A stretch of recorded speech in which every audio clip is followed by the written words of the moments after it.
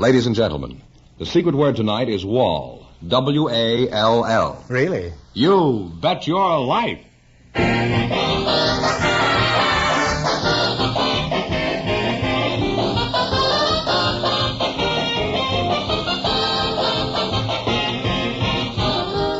More than 3,000 DeSoto Plymouth dealers of America present Groucho Marx in You Bet Your Life, the comedy quiz series produced and transcribed from Hollywood. And here he is, the one, the only... Who? Oh, that's me.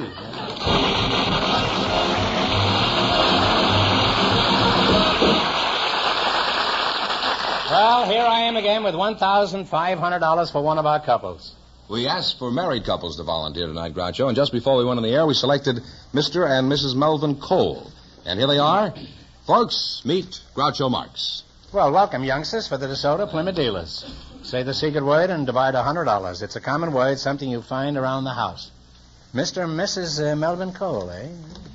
And what is your hometown, Mrs. Cole? Chicago, the north side. Oh, the north. In that case, I'll take the north side. It's much more scenic than the south side.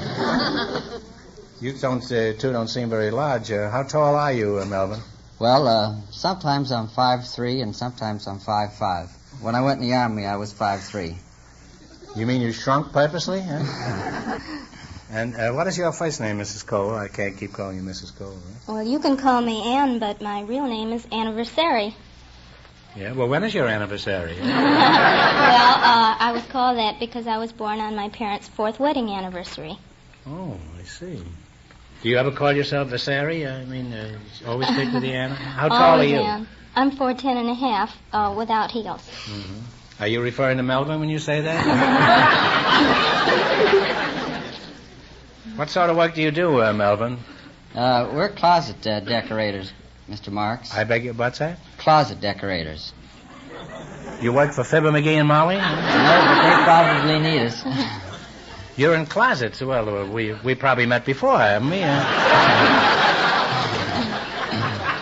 Just what do you mean you're in the closet business? I never heard of a closet business. Well, we do everything for the closets that the interior decorator does for the rest of the house.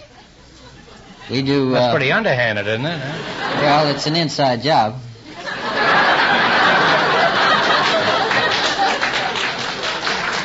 Is that one of the jokes of the profession? That, No, after we take the skeletons out, that's what's left. You take Red Skelton out of the closet and put Fibber McGee in, eh? We've never met him in the closet yet. Well, what do you do while Melvin is rattling around the closet saying, what do you do? I'm in the closet business with him.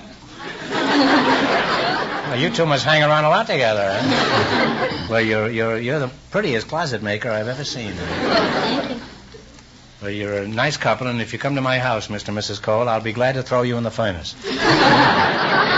And if you don't like that, Mrs. Cole, I'll be glad to carry you to Newcastle. Now, in just 1 minute, you're going to play You Bet Your Life for a chance at the $1,500 question. But first, I'd like you to pay close attention to something instructive. Take the 5-mile trial. Take the 5-mile trial. Your DeSoto Plymouth dealer invites you to take the 5-mile trial in a new DeSoto Fire Dome 8 or a DeSoto Power Master 6. He wants you to get behind the wheel yourself so you can appreciate the difference in DeSoto. For example, in the Fire Dome 8, the exhilarating feel of power as you touch your toe to the accelerator and call on the mighty new 160-horsepower DeSoto Fire Dome V8 engine. Driving up steep hills and through stop-and-go city traffic, you'll discover the tremendous acceleration and reserve power of this mighty DeSoto V8 engine that gives you more power from every drop of gas and on regular gasoline. The new DeSoto Fire Dome V8 engine is years ahead of every other type of passenger car engine built today.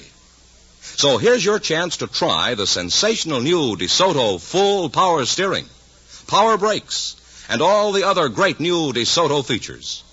Visit your DeSoto Plymouth dealers tomorrow for a 5-mile trial in a new DeSoto, either the Fire Dome 8 or the Power Master 6. And remember, all dealers who sell DeSoto also sell Plymouth, the low-priced car most like high-priced cars.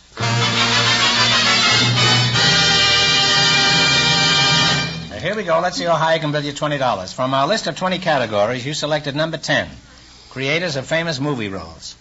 Here's your first question. How much will you bet? 20. Talk up, kids. Let's 20. bet $20. $20, okay. Who created the role of Frankenstein's monster? Boris Karloff. Boris Karloff is right. Off to a good start. You have $40. Remember, you're going for $1,500. Now, how much of the $40 are you going to try this time? Shoot the works. 40. Who created the part of Lynn Belvedere?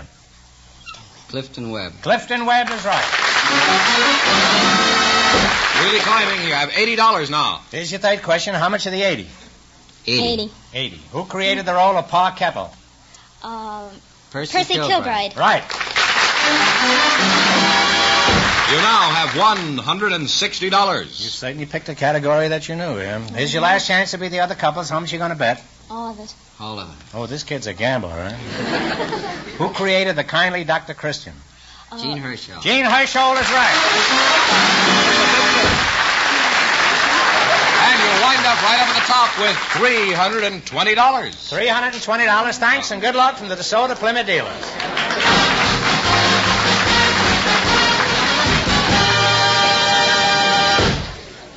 We asked for housewives with interesting occupations to volunteer tonight, Groucho. And just before we went on the air, Mrs. Ruth King and Mrs. Sylvia Treichler were chosen. And here they are. Ladies, meet Groucho Marx.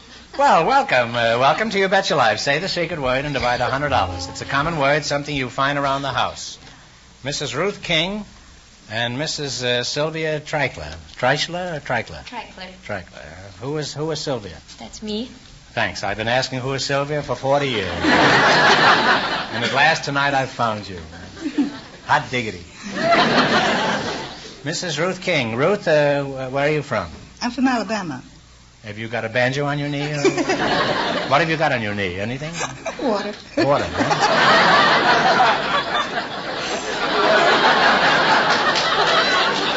They're all too smart for me tonight.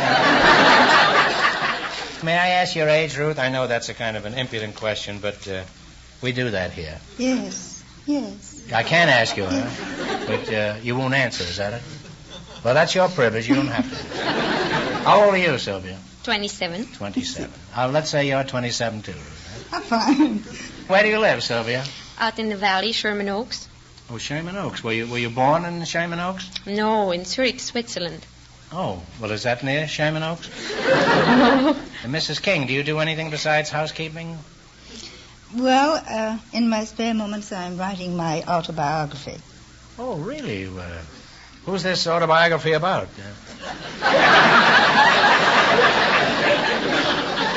Isn't it unusual for a housewife to write a book like that?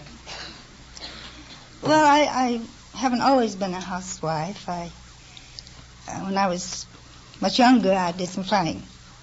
You did some frying? Flying? Oh, flying. I don't hear very well. You'll have to... The glasses... Bifocals. You don't hear well with bifocals. You say you did some flying? Yes. And where did you fly? I mean, what kind of flying have you done? Well, I was the first girl to attempt to fly across the Atlantic Ocean. Wait a minute, you...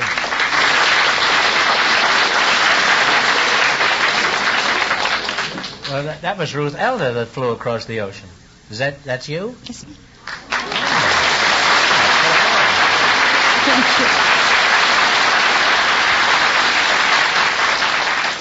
Well, it's a great pleasure to have you here, Ruth. Thank you. You were big headlines back there in, when was it, around?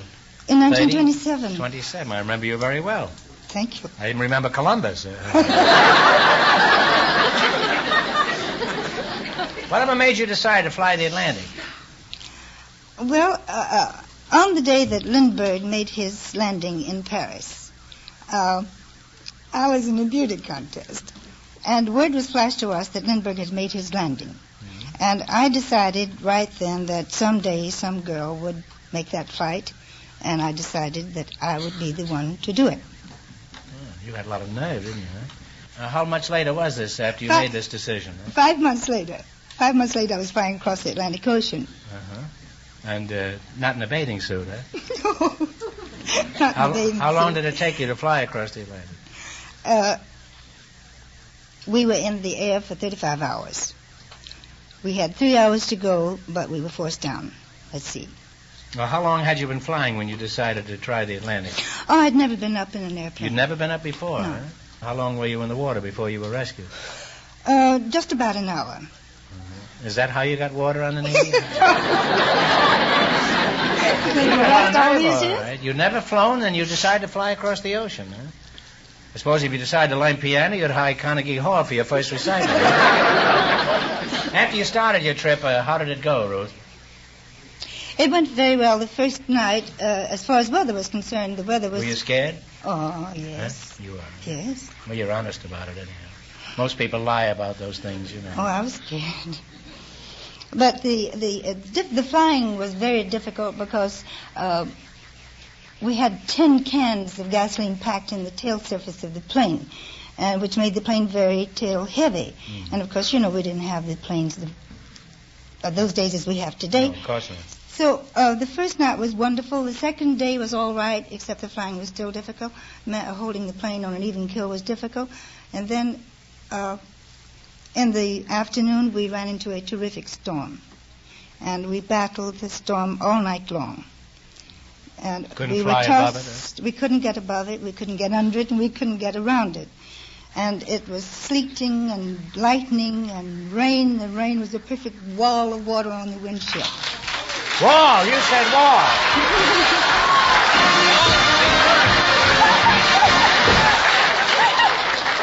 You said wall, that's the secret word, so here's $50 for you, and here's $50 for you. Now you can get your knee fixed, Ruth. You get yourself a pump for $50 and pump that knee, Well, you were getting close to the other side, There was this perfect wall of water. She's pretty cute at that. Well, during the storm and the plane being thrown around the way it was, our oil line broke. And we began to lose altitude, and we knew that we were going down at sea. And, of course, every white cap in the distance to me was a boat, because I was looking so hard for one. And finally, we did sight. When we were about 600 feet off the water, we sighted this little oil tanker. You certainly were lucky. We were very lucky. It was the only ship within 300 miles radius, and it had left its port 3 days late and was also off its course because of the same storm we had been fighting. And then you proceeded to France?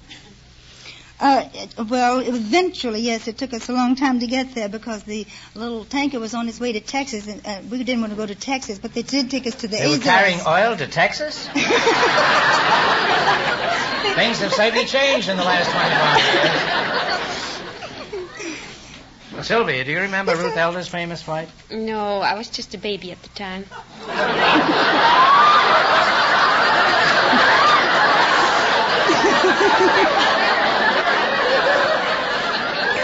Sylvia, there's a boat leaving for Switzerland in the morning.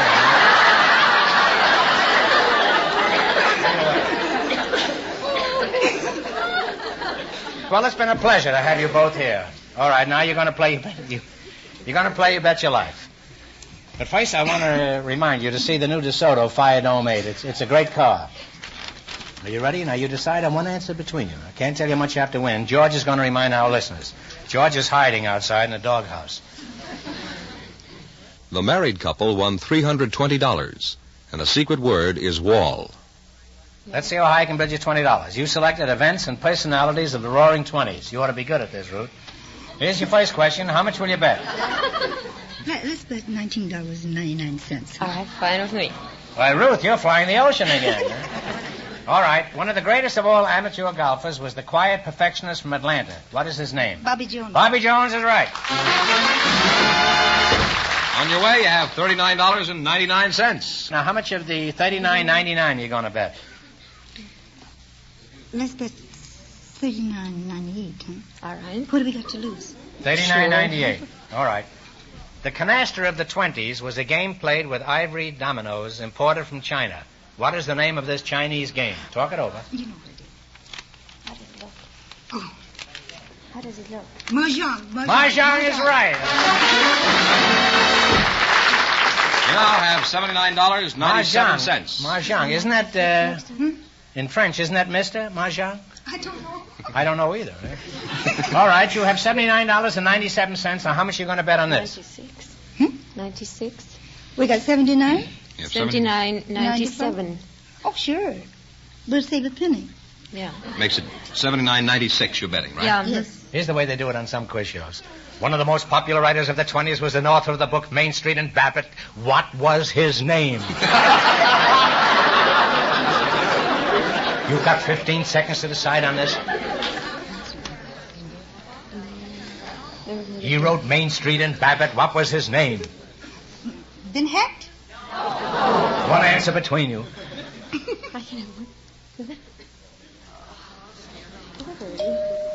I'm sorry, the correct answer is Sinclair Lewis. You have 1 cent left. You have 1 cent left. Let's fly high enough. Dear, we're fine. How much you going to bet? We better How bet much the whole can we? thing. All right, you're going to bet the whole thing. The first woman to swim in the English Channel was the 19-year-old butcher's daughter from New York. What was her name? Trudy. Trudy Adderley. Gertrude Adderley is right. I'm sorry. That's Thank Gee, you so much. wait a minute. Wait a You wound minute. up with 2 cents, Groucho. Oh, it. Nobody goodness. leaves here with 2 cents No. except me. Give you one question. Get this right, and we'll bring your winnings up to $25. So you're now going for $24.98. I guess I'm pretty good on the mathematics. Ready? In what city is the San Francisco Opera House? San Francisco is right. Thanks and good luck from the DeSoto Plymouth Deal.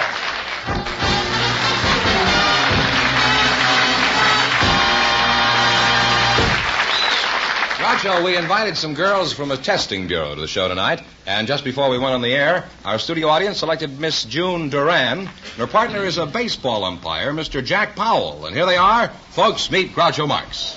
Welcome for the DeSoto Plymouth Dealers. Say the secret word and win $100. It's a common word, something you find around the house. A baseball umpire, eh? I'll get around to you in a minute. I'm saving you, old boy. Where are you from, June? From Los Angeles. Los Angeles, huh? How old are you, June? 31. 31. You don't look it. I thought you were about 23. Thank you. You're very well preserved. Are you married? Yes, I am. Let's forget the whole thing, Mr. Powell, huh? Where are you from? Foul Ball, Texas? No, Peoria, Illinois. I knew he'd be from a town where there's a brewery. He's got a hops on his fast one, I'll bet. Huh? Are you married? Yes, sir. Typical umpire, another wrong decision. Hey, this is fun. I like this. Are you British? No. Well, I read someplace that the sun never sets on the British umpire, and I just checking, that's all. June Duran, is that right? That's right. Where is it you work, June? Well, I work at the California Test Bureau. Testing Bureau? That's right. Well, what do you test? Well, we test people. Are you testy yourself? Well, no, well, we test people for educational and vocational guidance, and we also test for aptitude testing. What is that? What's an aptitude test? Well, an aptitude I test... had a very good aptitude. I had about 3 steaks for dinner tonight.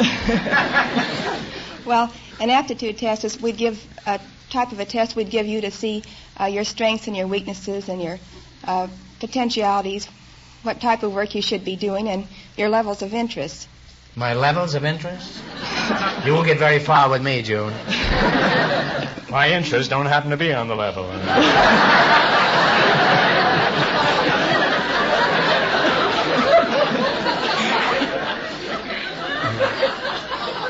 Well, let's go crooked. Let's get back to you again. Huh? How many umpires are there in a game of baseball? Either 3 or 4.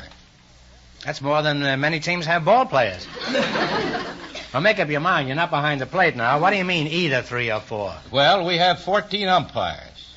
And when all the teams are playing, there's only 4 places they can go.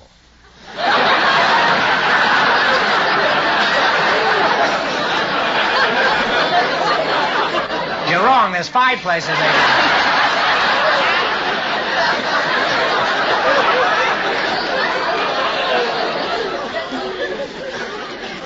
All right, what are the other 3 places they can go?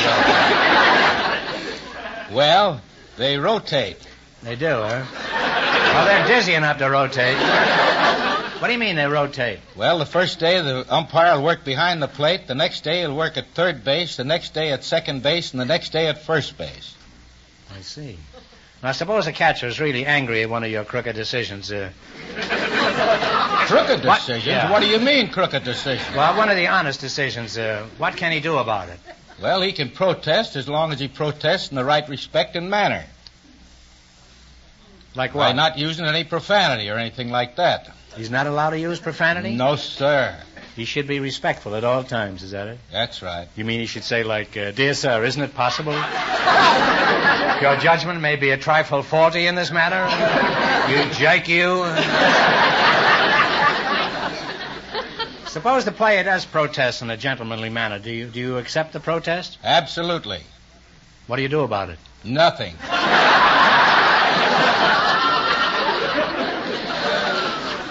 You ever change your decision, you robber, you? Robber? Where do you get that? Robber.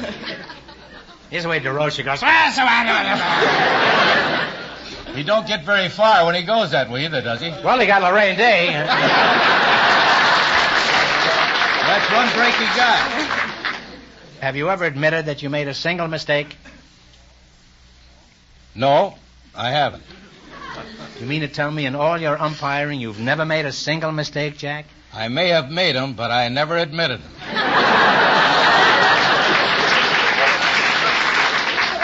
Just as I thought. Crooked as the day is long. And the days are pretty long these days.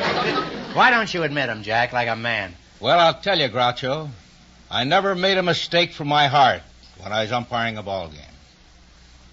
What are the requirements for an umpire? An umpire must have honesty, integrity, good eyesight, and plenty of intestinal fortitude. Wouldn't it help if you knew a little about baseball?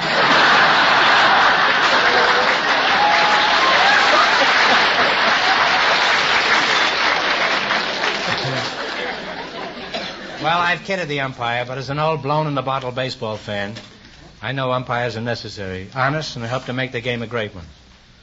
This is a lie, but I thought I'd better say it. Put it there, Jack. I've watched you for many years, and you're a great umpire. Thanks, Groucho.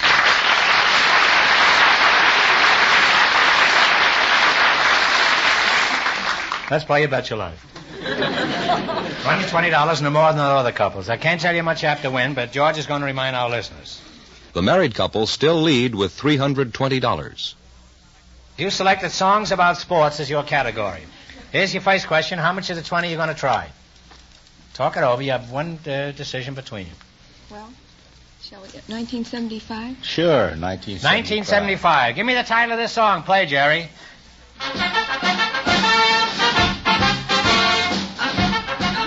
The hunting we will go is right. You now have $39.75. Now you're going for $1,500. This is just chicken feed. How much of this money are you going to go for? 39. 39, okay. $39 out of $39.75. What is the name of this song?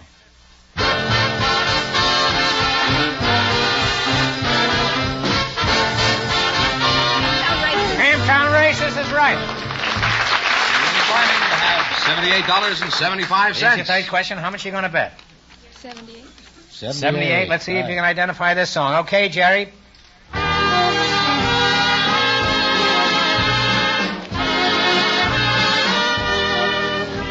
Talk it over.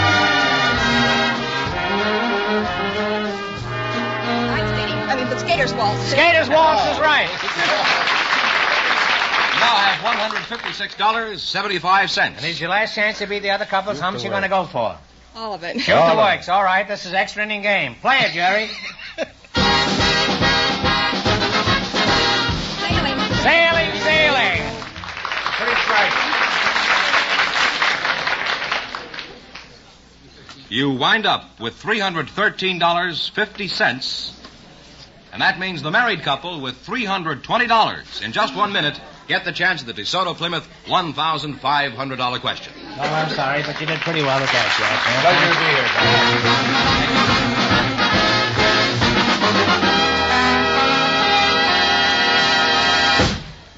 $3,300,000,000. That's the staggering cost of 1 year's motor vehicle accidents. So reports the National Safety Council. And many of these accidents can be avoided. It depends on you. If your car isn't as safe as it can be, get a trustworthy safety checkup at the place that knows your car best, at your DeSoto Plymouth dealers. You'll find the expert mechanics at a DeSoto Plymouth dealers are experienced in all types of car repair. Not only that, they get frequent training in factory methods to keep them up on the latest and quickest methods of servicing your car. These master technicians have the finest, most up-to-date equipment to work with, enabling them to do a better job at a reasonable price. And incidentally, if your car should need parts, your DeSoto Plymouth dealer can supply you immediately with the right factory-approved parts. So don't take chances with your safety or your family's safety. Stop in for a thorough safety checkup where you see the familiar sign of better service, the friendly sign of a DeSoto Plymouth dealer.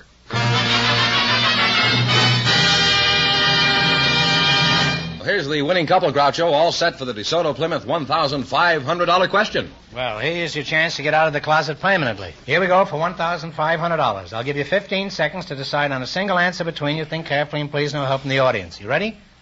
According to the Bible, Moses led the Israelites in their flight from bondage in Egypt to the promised land in Palestine. For $1,500, what is this great migration called? Talk it over.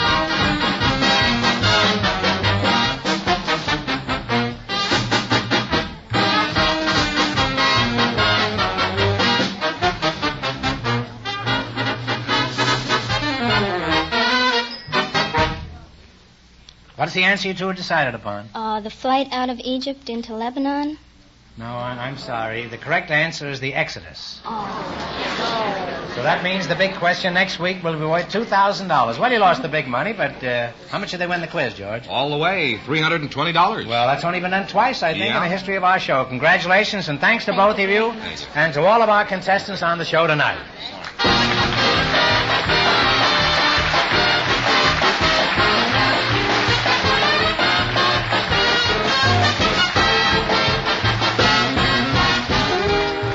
Be sure to tune in again next Wednesday night at the same time for the Groucho Marx Show, when the big question will be worth $2,000. And don't miss Groucho's television show, also presented by the DeSoto Plymouth Dealers of America. And remember, all dealers who sell DeSoto also sell Plymouth. 2 great cars, both products of the Chrysler Corporation. And when you drive in, tell them Groucho sent you. Good night, folks, and remember, see DeSoto Fire Dome 8 tomorrow.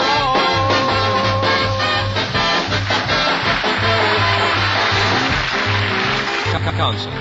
Make safe driving a habit. Check your car. Check accidents. You Bet Your Life, transcribed from Hollywood, is produced by John Goodell. Directed by Robert Dwan and Bernie Smith. Music by Jerry Fielding. This is George Fenneman signing off for the more than 3,000 DeSoto Plymouth dealers from coast to coast.